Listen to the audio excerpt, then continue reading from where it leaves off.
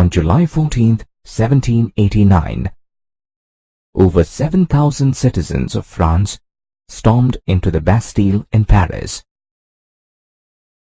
After killing all the soldiers, they dragged the governor of the Bastille through the streets, beat him up, and then decapitated him.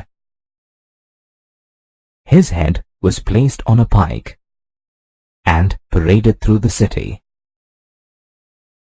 The revolution had begun. The French Revolution, starting with the storming of the Bastille and ending with the death of Maximilien Robespierre, spanned over 5 years.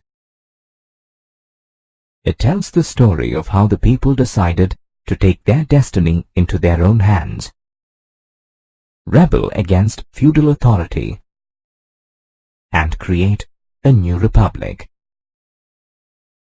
Many died. The streets of France were stained in blood. To understand what brought about the revolution, we need to go back in time. 1774. The ascension of King Louis XVI of the Bourbon family to the throne of France.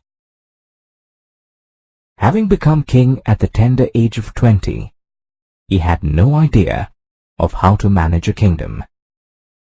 King Louis was married to Marie Antoinette of Austria. Both Louis and Marie led an extravagant life in their palace at Versailles. They remained unaware of the pitiful situation of the people in their kingdom.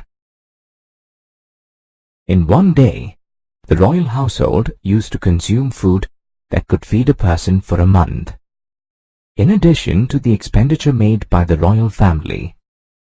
King Louis decided to support the American War of Independence in their war against Britain, France's old enemy. In doing this, he increased France's debt to over 3 billion livres. To King Louis, the answer was simple: levy more taxes.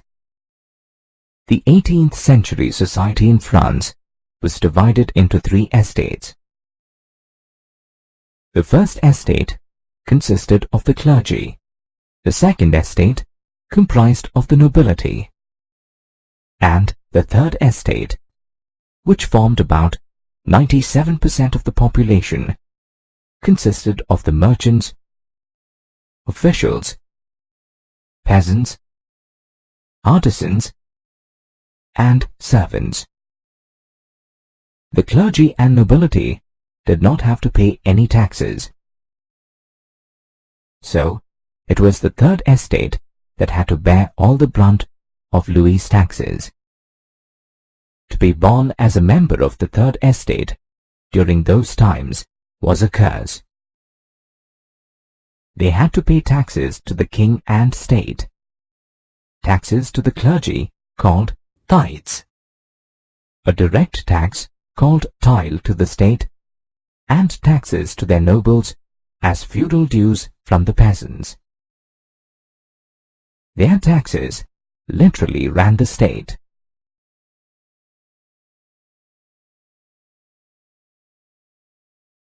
However, not all members of the third estate were poor.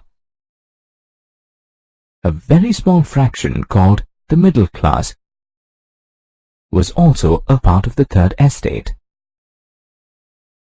This group consisted of educated people such as teachers, lawyers, artisans, and merchants. They started to question the privileges being enjoyed by the nobility. Jacques Rousseau, an eminent philosopher of the time, wrote against the doctrine of the divine and the absolute right of the king. He and others like him dreamt of a society that provided freedom, equality, and opportunity for everyone irrespective of which estate they were part of. Montesquieu, another philosopher of the time, actually wrote a book called The Spirit of the Laws, where he recommended that instead of the authority only being in the hands of the king,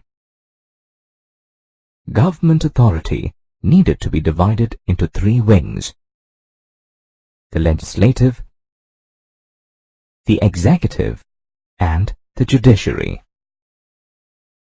John Locke, yet another philosopher of that era, is known for his famous book, Two Treatises of Government, that sought to invalidate the principle of total power and authority of the king. So there was a growing sense of discontentment across all fractions of the Third Estate, right from the peasant to the merchant. All of them wanted change. In the midst of all these thoughts, the state decided, in addition to the existing taxes, to increase the price of bread. This was the last straw. People started fighting for bread. These bread riots, as they were called, increased to such an extent that anyone who hoarded bread was caught and killed. This led to a subsistence crisis, which means prime means of survival was threatened. This is caused due to reasons like bad harvest,